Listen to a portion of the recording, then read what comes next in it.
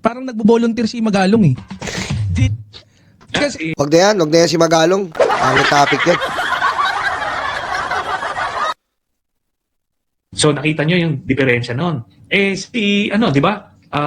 Kagaya nga nung tini-question niya noon sina dating Secretary Boying Rimulya about kung ano daw nangyari yung pagkakulong kay Digong, 'di ba, sa Dahig. Sinasabi niya no, executive privilege to, hindi to pwedeng pag-usapan kasi malalim yung implications niya. Anyway, ang bottom line noon, hindi ka pwedeng mag-aabogado para sa China. So yun na nakakalungkot dun sa nakita natin sa mga ginagawa nila ngayon. Lumala pa nga po, Sentry, pati yung kay IG, yung kalayaan, talagang gusto na talagang ipamigay. Pamigay, oo. O sabi ko, ayan, nung binabatigas ako dyan, binenta ko daw yung Scarborough ako ngayon nagpasa ng batas. Ako ngayon nagpasa ng batas na diniklara natin, ito yung first official law na recognized internationally sa UN. Alam mo yun, kagahapon ko lang po ito nalaman gustuin ko na, kaya gusto ko pong i-react to sa inyo. Siya pala ngayon ko lang, Philippine Baseline Law. Ito palang Philippine Baseline Law, si Sentry pala ang may akda nito. Pakinggan niyo po ito Kaya sapul na sapul si Marcoleta dito, pati yung junior piluka niya, tsaka si Cayetano. Siya pala yung may akda nun. Aray ko. Siya pala. Pakinggan nyo. Batas na naipasa ko yung Baselines Law na sinabi natin yung Kalayaan Island Group at Scarborough ay sa Pilipinas. Kaya batas ko yan eh. Ngayon yung sinasabi ni Marcoleta na wala namang boundary pa hindi nga alam kung saan daw yun. Coordinates. Kulang sa basa itong si Marcoleta, no? Kulang sa basa siya kasi may batas na yan. Aside dun sa Philippine Baselines Law na naipasa na yun nga, ako yung author nun, nagpasa pa tayo ng Maritime Zones Act na napasa nung last Congress na define yung boundaries mismo, yung mismong tinasabi niya na wala. Kaya postura nito, parang galing-galingan lang naman pala. Diba? Putik, patay ka ngayon, Marcoleta. Ang sabi niya, hindi niya maintindihan. Sabi ni Trillanes sa'yo,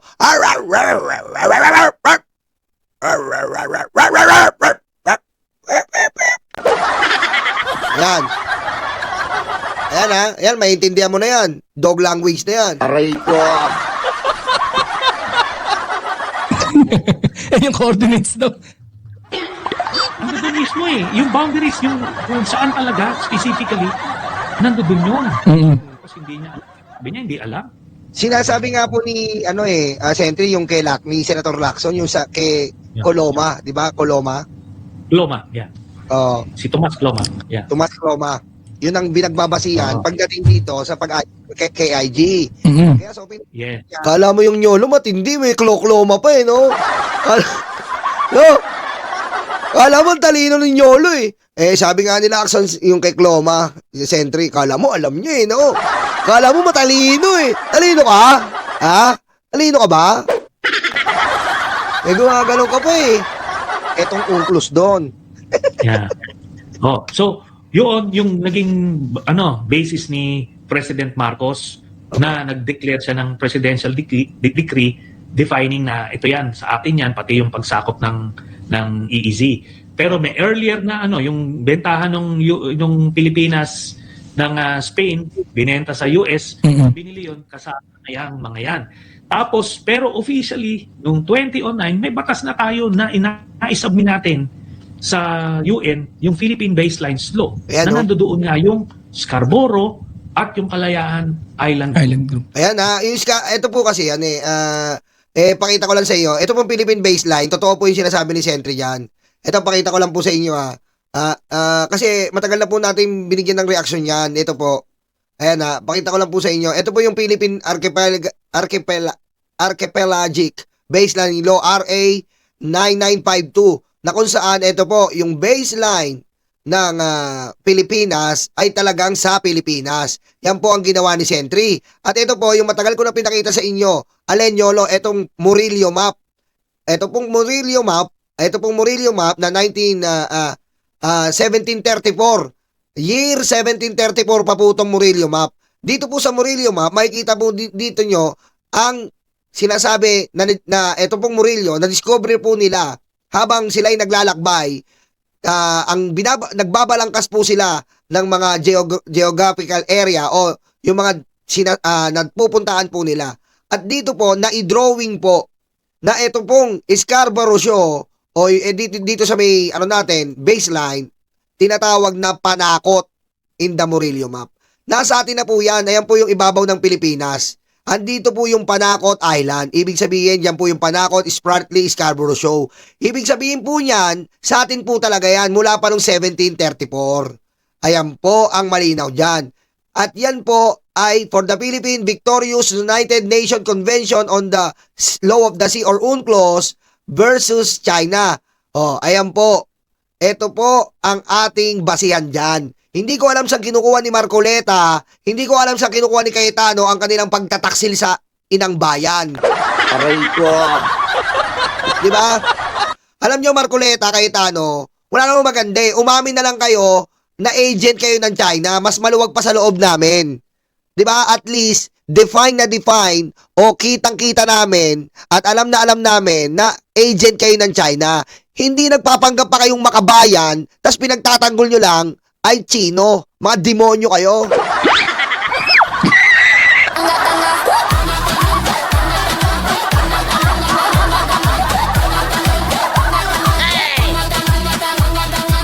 Aray ko. Diba? Ayan, malinaw 1734 map na Murillo map, Father Murillo map. Ilang beses na natin tinalaka ito. Binalangkas nila to dahil nga nakita nila na yan ay sagop ng Pilipinas. Kaya po tinawag na Panakot Island yan, ibig sabihin, marami pong naaaksidente. Marami pong naaaksidente dyan na mga sasakyang pandagat noon. At binansagan nga yung Panakot Island. Dahil marami pong naaaksidente dyan noon. Ngayon, hindi natin alam anong pinaglalaban ni Cayetano na nagngingit-ngit siya sa caricature. Ayan ang mahirap, Cayetano, pag ang mukha mo, mukha ka ng caricature kahit in real life. Aray ko. Okay? Kaya kung ako sa inyo, pumunta po kayo ng FB, mas marami pa po, mas marami pa po, give up Marcoleta to China. Mag-sign po kayo ng signature dyan. 12,297 na tayo. Mauunahan pa natin ang Thai, kami naman. Okay? As of 7:39 PM, kahapon po ng gabi, isayin nyo po, give up Marcoleta to China. Ayan po, ibigay na natin yan. Aray ko. Ibigay natin yan. Yan ang mahirap sa mga DDS. Tatanga-tanga talaga kayo, buong lahi nyo eh. Aray ko. Okay, ituloy na natin to. Atin, dineclare na atin. So kulang talaga sa research ito. Posturang abogado lang, pero winiwido lang naman. Di ba? And Sentry, ano masasabi mo nun? Sabi kasi ni former Justice Carpio na low class na abogado daw. Medyo nangongongo, Test, ulit. Test, Mike. Ayan. Hindi, yung sabi ni, ni Justice Carpio, ni former, ngongo pa rin. Masyadong malakas. Para kasi Marcoleta. Yan, okay. Para kasi Marcoleta. yan, okay. Ano sabi ni former Justice Carpio, low quality daw, low class na abogado si Marcoleta. Ano masabi niyo ron? Kita naman yung lang, kung hindi ka gaanong nakatungtong sa solid na pundasyon, gugulating ka minsan. Di ba? Magugulating ka, parang alam niya yung sinasabi niya. Pero nga kung, iintindihin mo, teka, wala naman sinabi ito Tapos yun na nga, sasabihin, nakikipagdebate, harap ka dun sa Senado, sasabihin mo, wala pa naman mga boundaries yan. Hindi pa alam kung saan-saan. Nako, nasa batas na. Dapat ibigay na, dapat inaabot nung staff niya yan. Nako, mapupusoy ka dyan. Di ba?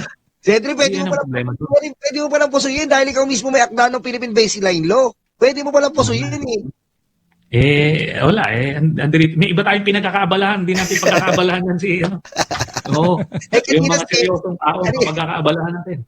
Alam mo, Sentry, kanina naman si Cayetano naman ang buwabanat na talagang dinidikdik nila po talaga na parang pinagtutulungan nila na si Terriela ay matanggal. Yun ang parang logic na lumalabas Yun yung Kasi Terriela, kasi nasasaktan ang China kay Terriela. Parang pinagtutulungan nila eh. Alam nyo kasi ganito, no? I'm not saying na ganito nga yung totoong polisiya. Pero kasi mga tools ng isang estado, 'di ba? Meron kang good cop, bad cop, 'di ba? Meron kang isang bad cop na kagaya ni na ganito, talagang bardagulan. Meron ka ring diplomasya, yung Yes. so ganun ang approach diyan. Hindi pwedeng yung lahat kayo maamo, 'di ba? Oo. Oo. Hindi pwede 'yun kasi ano yan eh, biruin nyo, yung sa atin nga words lang, words lang. Yeah. Itong kanila talagang literal binubuhusan ng tubig yung mga ano natin eh, Coast Guard. Yung may naputulan pa ng daliri doon sa sundalo natin. Tapos yung mga mangingisda, di ba? Mas mabigat yun kahit na wala kang salitang sinasabi na negatibo pero gano'n naman yung ginagawa mo. Aba, hindi rin maganda yun. So, di ba? Oh. Alam nyo nga, yung tawa pa ako kay Cayetano kagapon, yung sinabi ko nga po sa inyo. Ano sabi ni Cayetano? Pwede ba maging pro-Philippines tayo? Pro-Philippines? Tapos anti-China? Bobo, di ba? Bobo talaga po. Pro-Philippines ka, pwede ka rin, pwede rin ba hindi ka anti-China? Ba't naman tayo nagiging anti-China? Sinasaktan tayo eh. Pinutulan ng daliri ang ating kababayan. Ano mararamdaman mo? Yayakapin mo pa rin sila? Taka ka nun, Cayetano. Diba? Tanga-tanga ka nun. Pero kung yung China katulad ng Vietnam, pero yung China katulad ng Malaysia, na maayos ang pakikitungo sa atin. Bakit daw maayos ang pakikitungo ng Malaysia at Vietnam? Kasi po, bobo si Cayetano kahapon. Pinapakita niya yon, pero ang Vietnam po at ang Malaysia, maayos po ang pakikitungo natin dahil nirerespeto nila yung UNCLOS. Ang China lang naman po ang binabastos yung UNCLOS eh. Hindi sinusunod ng China yon. Kaya tayo nagkakagulo. Ngayon, wag niyang ikukumpara yung Vietnam-Malaysia dahil maayos ang pakikitungo natin doon. Nirerespeto nila yung papel ng UNCLOS. Pero yung China, tinataboy mo na, sinasabihan mo na ayaw umalis. Oh, namutol pa ng kamay. Tapos sasabihin mo, pwede bang wag tayo maging anti-China?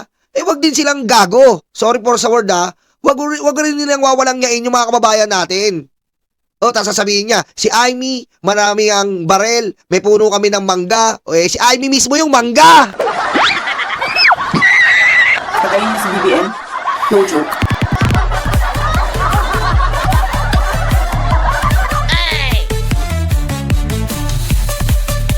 Aray ko. Pero mo sabi niya si Aimee, maraming pera, nasa kanya yung maraming pandigma. Anong gagawin ko para sa puno ng mangga? Gusto niya daw, anong gagawin niya? Parang gusto niyang i-implicate, ipaiwatig na, ayos lang. Dahil makapangyarihan si Aimee daw, ayos lang yung, hindi ganon, Cayetano. Hanggang dulo, ilalaban mo yung bansa mo. Halatang dila ka sa betlog eh. Kahit sino yan, ilalaban mo yung bansa mo. Tama yung sinabi nila eh. Naturingan kayong senador, kayo ang nagbubusap dapat ng morality. Kayo ang nagbubusap ng patriotism sa ating mga kababayan. Pero tignan nyo yung kakupalan nyo. Kayo sa inyo mismo nang gagaling, pinagtatanggol nyo yung China. Imbis na tayo magkampihan dito. Tapos itong hayop na Marcoleta, mag-ano pa? Debate? Biro mo magayaya ka ng debate? Pagdedebatehan natin, soberanya ng Pilipinas? Ganun na ba tayo kabobo lahat dito? Huwag kang bobo, Marcoleta. Ang soberanya ng Pilipinas, walang debate diyan. Sa atin lahat 'yan. Para magsagawa ka pa ng debate, pagdedebatehan natin ang soberanya ng Pilipinas, katarantaduhan 'yon. Hindi mo pinagdedebatehan ang nasasakupan ng Pilipinas dahil sa atin 'yan. Kahit anong mangyari pagtatanggol mo, ba't tayo magdidebate? Pilipino versus Pilipino. Magdedebate tayo sa nasasakupan natin. Anong katarantaduhan 'yon? Aray ko. Diba? Anong katarantaduhan po yun? Pilipino versus Pilipino, dedebatehan natin na sasakupan? Bobo, diba? Ma'am Linda Mori, thank you. Kaya, yung mga ganyan senador po,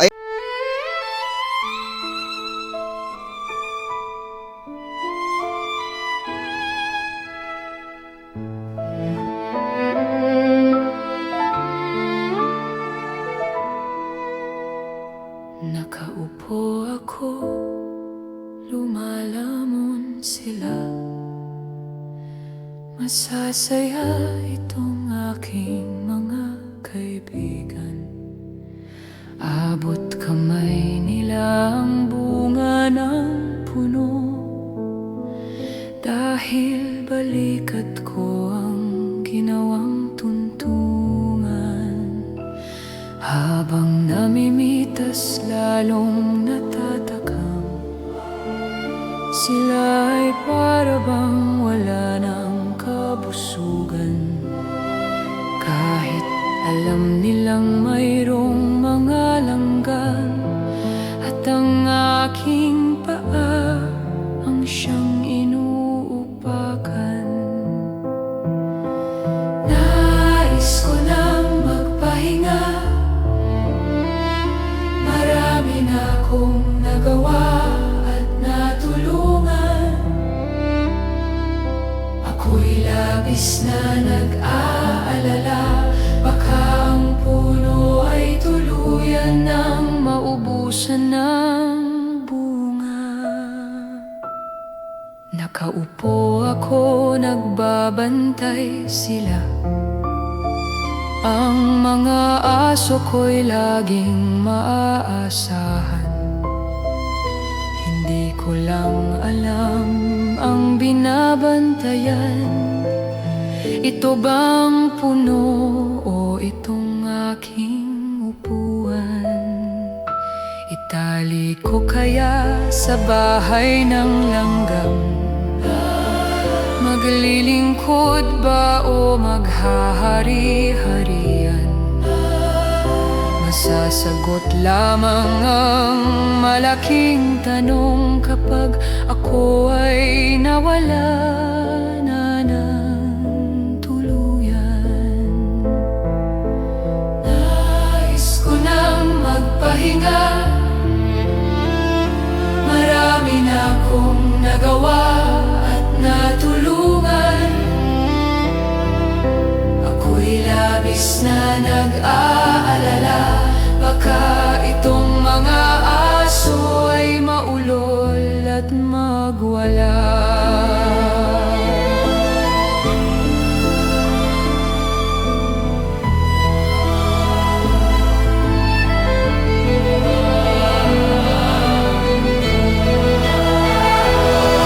Daming naupo, walang solusyon.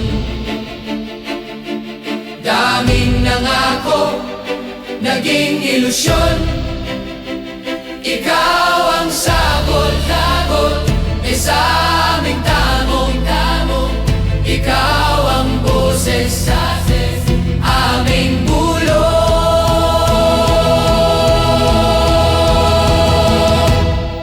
Nilalait ka at sinisira ng kinakaya mo para sa bayan. Ikaw ang aming tagumpay, bonbon, walang kapantay.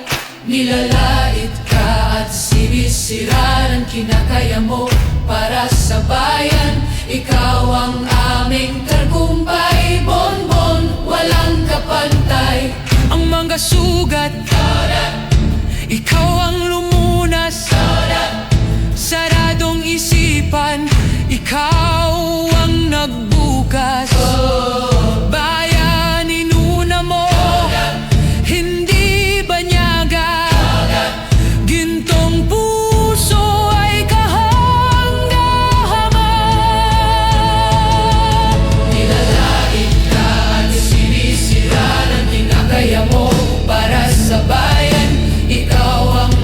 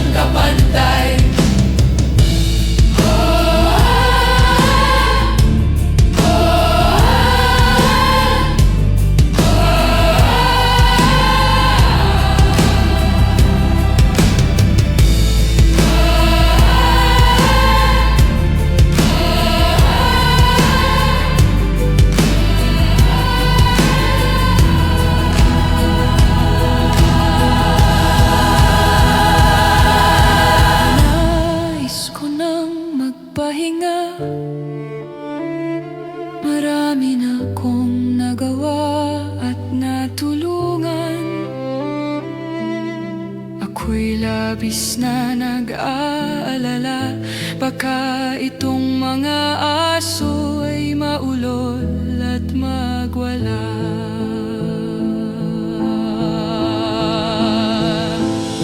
Nakaupo